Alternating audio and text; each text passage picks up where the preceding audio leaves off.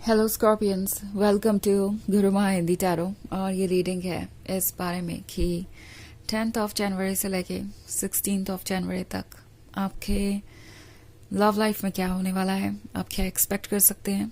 तो चलिए आगे बढ़ते हैं और देखते हैं क्या मैसेजेस हैं आपके लिए scorpions. Messages, excuse me, messages for Scorpions.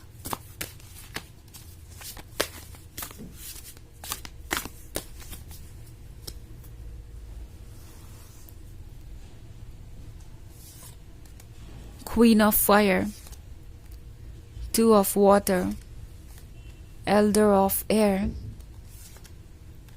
Strength, and Ten of Air. Okay.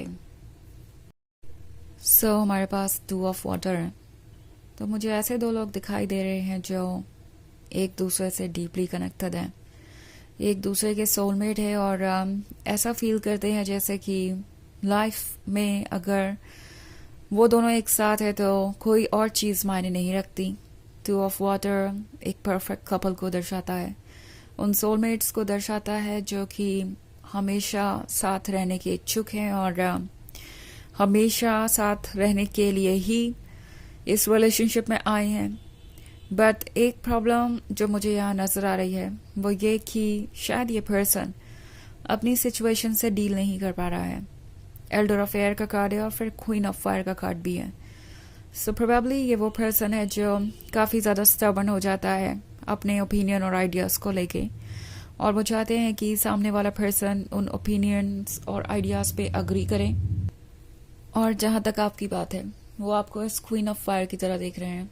आप हैं ये फियर सोल जो उन्हें चाहिए, वो अट्रैक्शन, वो सडक्शन जो उन्हें लगता है कि अनकम्पेरेबल है। वो ऐसा फील कर रहे हैं कि ये क्वीन ऑफ फायर जितनी बोल्ड और कॉन्फिडेंट है उतना कोई और नहीं हो सकता। ये बहुत सडक्टिव है, बहुत अट्रैक्टिव है, but at the same time ये पर्सन जब भी किसी टॉपिक पे बात करेगा तो यही चाहेगा कि उनके दिए हुए सॉल्यूशन पे आप एग्री करें, उनकी बातों पर आप ट्रस्ट करें, ब्लाइंडली उन्हें फॉलो करें। और उन्हें लगता है कि क्वीन ऑफ फायर के लिए ये पॉसिबल नहीं है। क्वीन ऑफ फायर इस तरीके से आगे नहीं बढ़ती। उसकी अपनी सोच है, उसके अपने ओपिनियंस है और उसे वो मैनिपुलेट नहीं कर सकते, कंट्रोल नहीं कर सकते।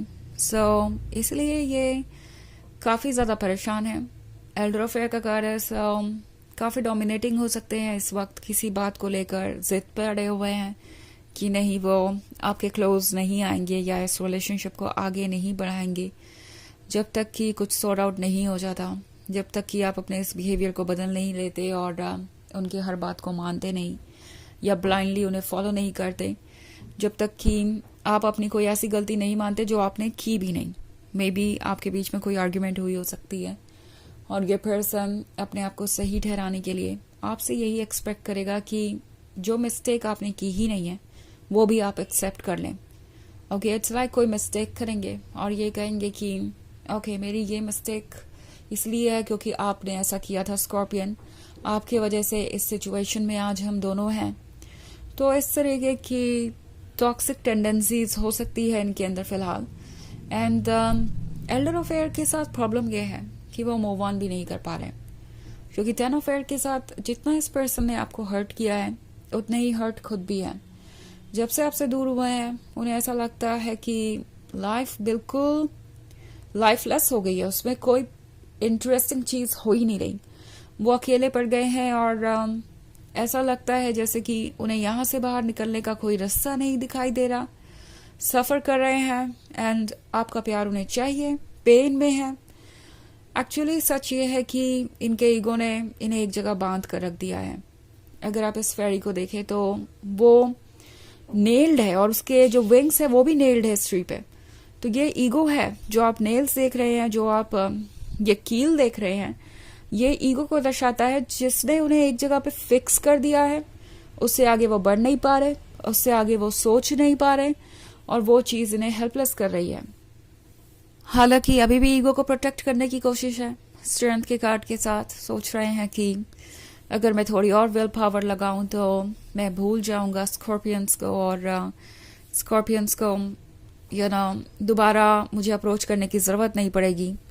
और ये पर्सन आपको दोबारा अप्रोच करने से भी डरता है। उन्हें लगता है कि अगर वो दोबारा अपना प्यार शो करेंगे या आपको अप्रोच करेंगे तो इससे यही मैसेज जाएगा कि वो वीक है, वो आपके बिना रह नहीं सकते।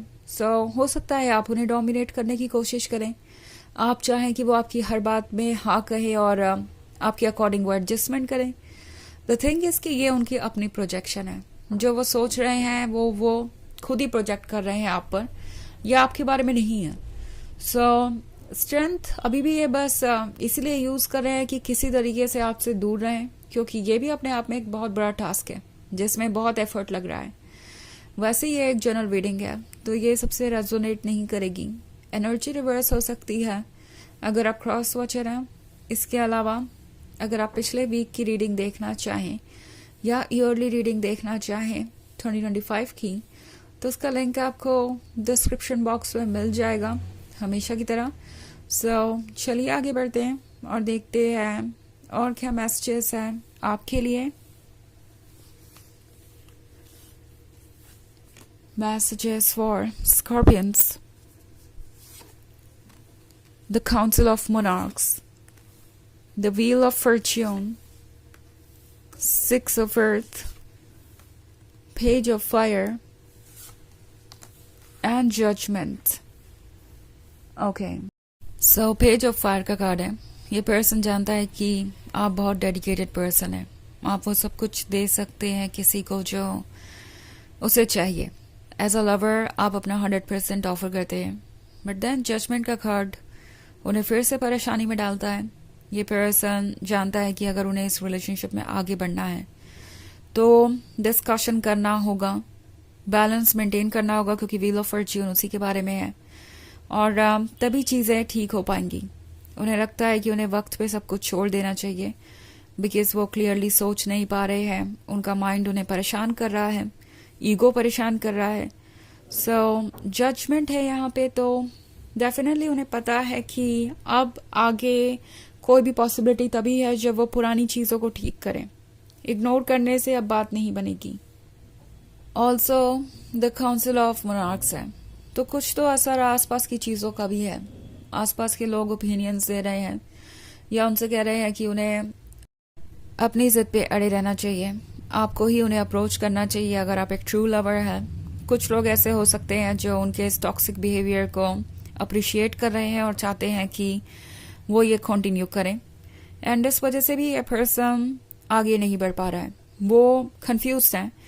ऑल्सो ये हो सकता है किसी दूसरे के रिलेशनशिप से कुछ सीखने के बारे में, मे बी इन्हें कहीं से बहुत नेगेटिव एडवाइसेस मिल रही है, कोई सोशल मीडिया पर सर्कुलेट करी हुई चीज हो सकती है, या कुछ भी ऐसा जो इन्हें ऐसा फील करा रहा है कि जो ये कर रहे हैं वो ठीक है और उन्हें वही करना चाहिए।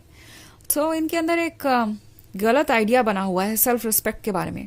ओके, उन्हें लगता है कि उनका ये नेगेटिव ईगो उनका सेल्फ रिस्पेक्ट है, और अगर वो आपकी तरफ आते हैं या अपनी गलती एक्सेप्ट करते हैं और इस रिलेशनशिप को आगे बढ़ाते हैं, खुद में वर्क करते हैं और एक बैलेंस अचीव करने की कोशिश करते हैं, तो वो एक लूजर है, एक वीक पर्सन है, क्योंकि वो अपने दिल को फॉलो कर रहे हैं।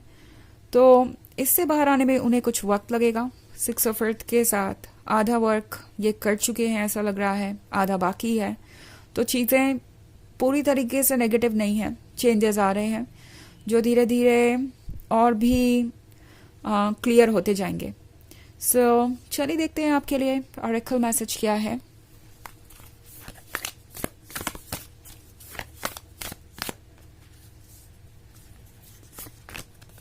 मिरर, हु और व्हाट इज ट्रिगरिंग यू। तो ये कार्ड आपसे कह रहा है कि कौन सी चीज आपको परेशान कर रही है या कौन आपको ट्रिगर कर रहा है। जो भी आपको ट्रिगर कर रहा है वो किसी वजह से कर रहा है, और वो पर्सन या रीजन इतना इम्पोर्टेंट नहीं है, बट आप ट्रिगर क्यों हुए उसका रीजन ढूंढना ज्यादा जरूरी है। अपने अंदर वर्क करना जरूरी है और आपको आपके सारे जवाब मिलेंगे कि आप जो भी फील कर रहे हैं वैसा क्यों फील कर रहे हैं। ये है रीडिंग इस वीक की। आई होप आपको अच्छी लगी होगी। Thanks for watching. Till next video, bye.